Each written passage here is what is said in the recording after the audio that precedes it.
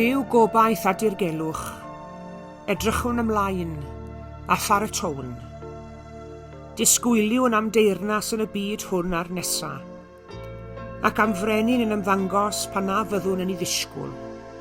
Chwiliwn am y gwaredwr, agor ein llygaid a'n calonnau, mwyn i hwn fod yn adfent gobaith i'r byd, ble mae'r rhai sy'n ceisio yn canfod y baban Iesu a aned ar ei cyfer.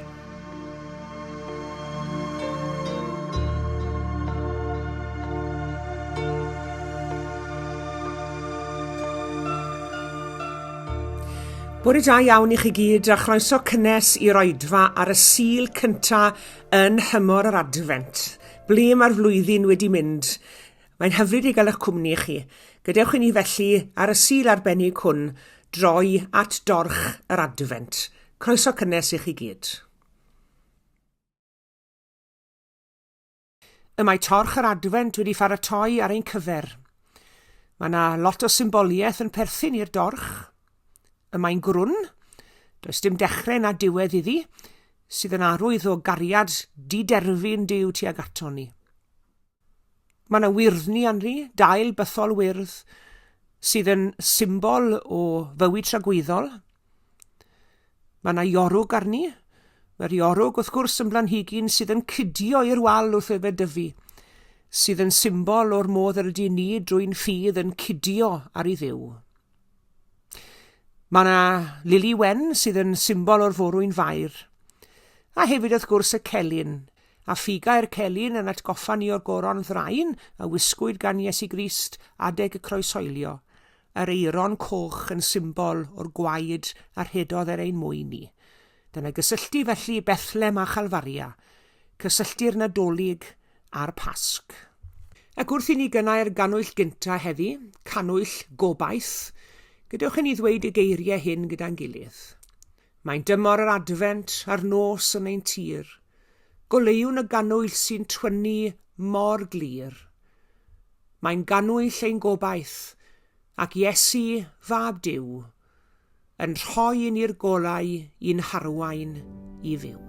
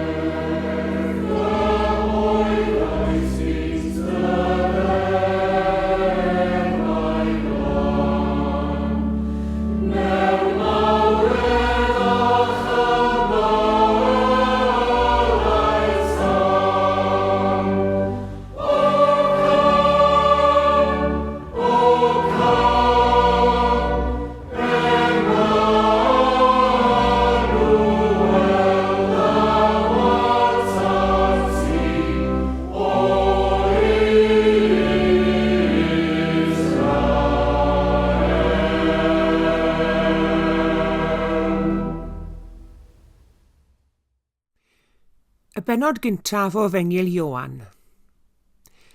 Yn y dechreuad yr oedd y gair. Yr oedd y gair gyda Duw, a Duw oedd y gair. Yr oedd ef yn y dechreuad gyda Duw. Daeth pob peth i fod trwyddo ef. Hebddo ef ni ddaeth un dim sydd mewn bod. Ynddo ef yr oedd bywyd, a'r bywyd goleuni dynion ydoedd. Mae'r goleuni yn llywyrchu yn y tywyllwch, ac nid yw'r tywyllwch wedi drechu ef. Daeth dyn wedi anfon oddi wrth Dduw a'i enw Ioan. Daeth hwn yn dist i distioleithi am y goleuni, mwyn i bawb ddod i gredu trwyddo. Nid ef oedd y goleuni, ond daeth i distioleithi am y goleuni. Yr oedd y gwir oleuni sy'n goleuo pawb i siws yn dod i'r byd. Yr oedd yn y byd, a daeth y byd i fod trwyddo, ac nid adnabu'r byd mohono. Daeth i'w gynefu yn ei hun, ac ni dderbyniodd i bobl i hun mohono. Ond, cynifer ag ai derbyniodd, rhoi sydd iddynt hwy, yr rhai sy'n credu yn ei enw hawl i ddod yn blant Duw. Plant wedi geni nid o waed, nac o ewyllus cnawd, nac o ewyllus gŵr, ond o Dduw. A daeth y gair yn gnawd a phreswylio yn ein plith, yn llawn gras a gwirionedd. Gwelsom i ogoniant ef, ei ogoniant fel unig fab yn dod oddi wrth y tad.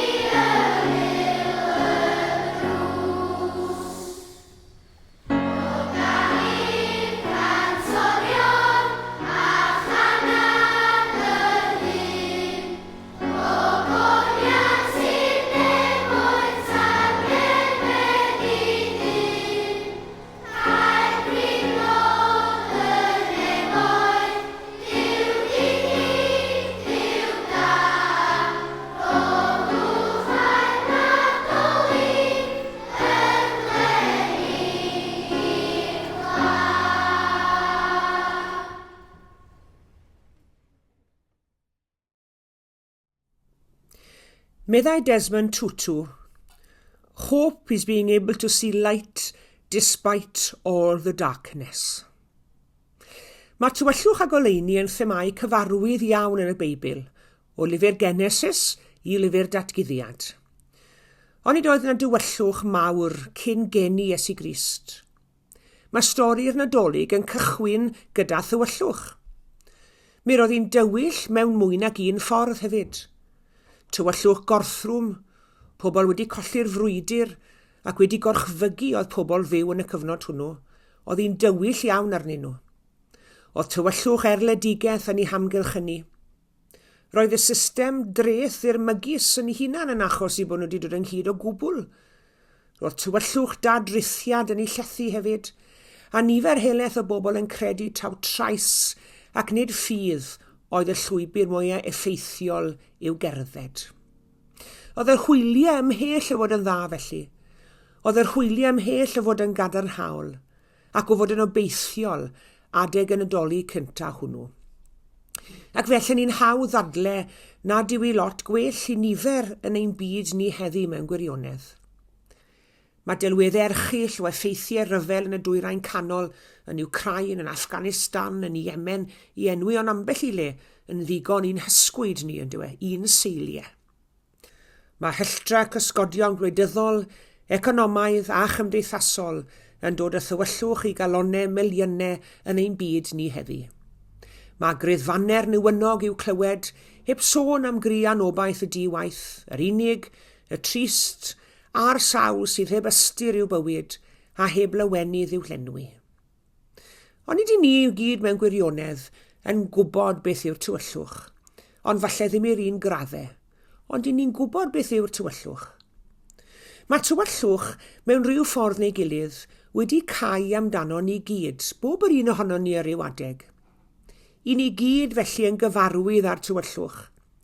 I ni gyd wedi cerdded yn y glaw ac i ni wedi cerdded allan o'r glaw. I ni wedi cyfarwyddo ar tywyllwch. Ac felly dydyn ni ddim yn ddigon naïf i wadu bod y tywyllwch yn bod.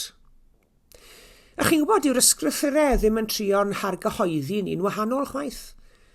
Dydyn nhw ddim yn trio dangos nad yw pethau cynrddwg ac adybion ni. Yn wir, yr hyn a wna'r Beibl yw cadarnhau bod y tywyllwch yn real. Ond hefyd yn sicrhau ni bod goleuni yn drech na thywyllwch. Mae'r proffwyd Eseia oedd yn proffwydo tua'r 8fed ganrif cyn Crist yn cadarnhau bod tywyllwch. Fe ddwedodd y bobl oedd yn rhodio mewn tywyllwch. Ac mae bod yn y tywyllwch yn golygu, ac mi roedd e'n golygu, nad oedd y bobl oedd gyda nhw ddim syniad o'r hyn oedd yn mynd mlaen o'i hamgylch nhw. Ond nhw'n ddigyfeiriad. A mae lle gredu hefyd fod y tywyllwch yn arwydd o absenoldeb Duw. Ond mae Eseia yn prysuro mlaen i ddweud fod y bobl a oedd yn rhodio yn y tywyllwch wedi gweld goleuni mawr. Fe ddaeth yr hyn oedd yn ddryswch yn glir, a daeth presenoldeb Duw yn real iddyn nhw. Wrth droi'r Testament Newydd, mae Ioan yn cofnodi yn ei efengil goleuni yn llywyrchu yn y tywyllwch. Ac eto, mae Ioan yn cadarnhau bod tywyllwch. Dyw e ddim yn cuddio'r ffaith bod yn y tywyllwch. Ond mae e'n mynd mlaen i ddweud, ond nid yw'r tywyllwch wedi i drechu ef. Na chi adnod wych. Nid yw'r tywyllwch wedi drechu ef. A dyna yw newyddion da'r efengil yn dyfe. Nid rhyw fflach dros dro, tebyg i'r fflachiadau amrywiol sydd yn ein codi ni yn cysuro ni am gyfnod byr, oedd y goleuni hwn. Ac fe ddaw fflachiadau o oleadau'r byd mewn amryw o ffurfiau heddi. Ar y naill begwn cyfoeth a gwyliau moethus a char newydd a phethau felly, ac ar y pegwn arall wedyn alcohol a chyffuriau ac yn y blaen. Ond nid pethau sy'n taflu goleuni dros dro yw'r rheini. Ond yn Iesu, daeth fflam sy'n llosgi ac yn goleuon dragwyddol. Mae degau'n hanes y byd ac yn ein profiad personol ni hefyd pan ni'n teimlo bod rhywun wedi mynd ati i ddiffodd y fflam. Ond mae dyfodiad Iesu cadarnhau bod y goleuni yn parhau lywyrchu gweitha'r tywyllwch. Mae'r goleuni'n drech na'r tywyllwch. Fe ddywedir am rhywun sydd yn ofni'r tywyllwch i fod ef neu hi yn nictophobic. Ond gellir dadlen nad y tywyllwch i hun sy'n codi arswyd, ond yr hyn mae'r tywyllwch yn ei guddio, ond fe. Mae'r tywyllwch yn ein gadael ni'n vulnerable iawn gan ei fod yn ein hatal ni rhag gweld unrhyw fygythiadau all fod gerllaw. Mae'r tywyllwch wedi cael ei gysylltu'n hanesyddol a pherygl. Ac felly, mae'r tywyllwch yn ein gyrru ni gymryd bob mathau o gamau mwyn gwneud yn siŵr ein bod ni'n saff. Oedd yr Hebreaid yn ofni'r tywyllwch. Ofn yr hyn yn nhw'n galw'n dywyllwch allanol. I'r Hebreaid, oedd y creu wedi dechrau pan ddwedodd Duw a bydded goleuni. Cyn hynny o'n nhw'n credu mai dim ond tywyllwch a rhyw wagle mawr oedd yn bod. Na chi wefr gyson nhw wrth weld Duw yn dod i'r byd ar ffurf mab, a'r mab hwnnw'n cyhoeddi pan oedd e'n hun mai ef oedd goleuni'r byd. Dyna eich chi obaith. Ond nid oes angen y wefr honno ar ein byd ni heddi. Yn rhyfel y dwyrain canol, yn Wcrain, yn newyn Ethiopia, yn Israel ranedig ymhlith Iddewon a Phalestiniad, y mae'r hireth a cholled yn eu llethu nhw, y mosnia a chyment o lefydd tebyg, yn yr angen yn ein cymunedau ni hefyd cofiwch, yn yr ymdrech i groesi trothwy'r banc bwyd, codi'r ffôn i childline, ildio i wasanaeth y lloches i fenywod. Mae'r tywyllwch yn real, ond mae goleuni Crist yn real hefyd. Neges yr Efengil, neges y Nadolig, neges Gwener y Groglith, a neges bore'r trydydd dydd, yw na all y byd fyth dywyllu cymaint, fel na fedrwn weld goleuni tragwyddol fyw. Wrth i ni gerdded trwy'r tywyllwch ar hyd strydoedd ein pentrefi a'n trefi a'n dinasoedd ni y tro nesaf. Gadewch i ni sylwi nad yw'r tywyllwch yn ymharu ar y golau. Yn wir, i'r gwrthwyneb, y golau sy'n ymharu ar y tywyllwch. Smor tywyllwch yn sbwylio'r golau, a golau sy'n sbwylio'r tywyllwch. Mae'r goleuni'n gryfach na'r tywyllwch, yn dofi'n hofnau ac yn cynnig gobaith. Mae angen dybryd i argyhoeddi pobl heddi fod gobaith yn ein byd cymleth, bod bywyd yn werth i fyw beth bynnag yw ei hamgylchiadau. Na ddylsyn ni ddiflasu hyd at y pwynt ein bod ni'n ddi-obaith. Yn Iesu Grist, i ni'n dal at y gobaith hwnnw, bod bywyd yn drech na marwolaeth, bod cariad yn drech na chysineb, a bod gwirionedd yn drech na ganwiredd. Plant y goleuni ydy ni. Cyfrwng i'r goleuni hwnnw yw'r eglwysi. Mae'r angen i ni rannu'r goleuni hwnnw yn awr o bob cyfnod yn fawr. Amen.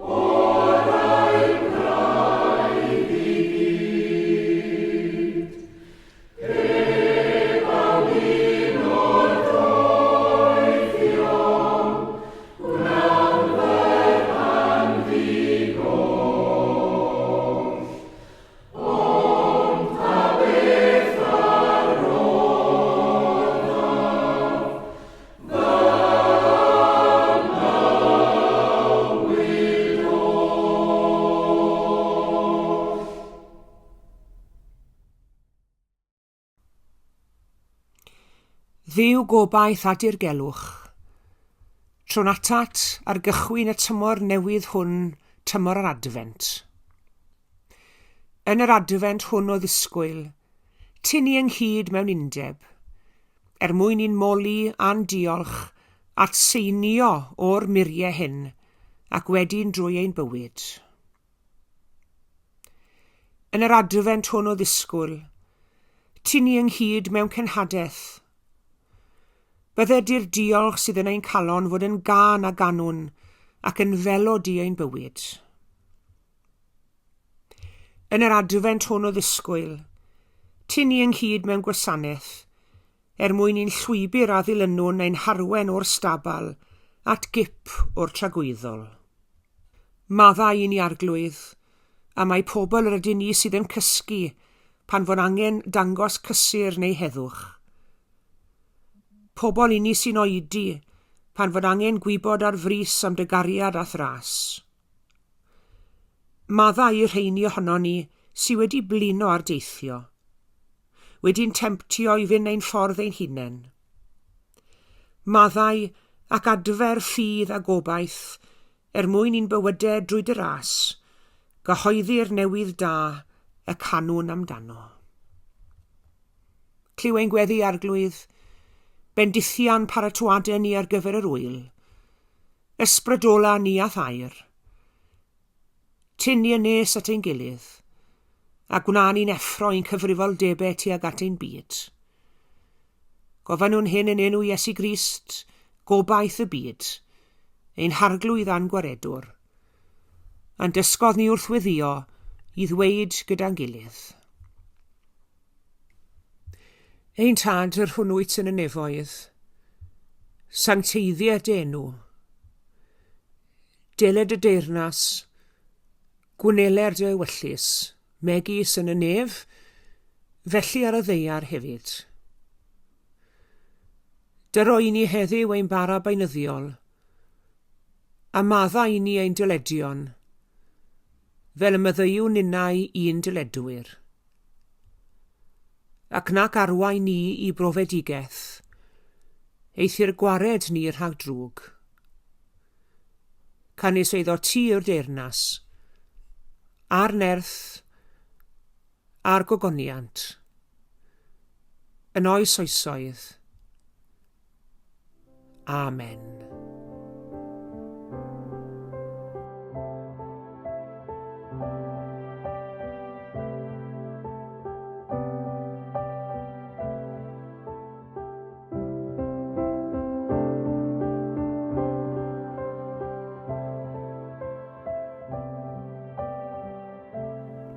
Diolch yn fawr iawn i chi gyd am eich cwmni yn yr oedfa heddi.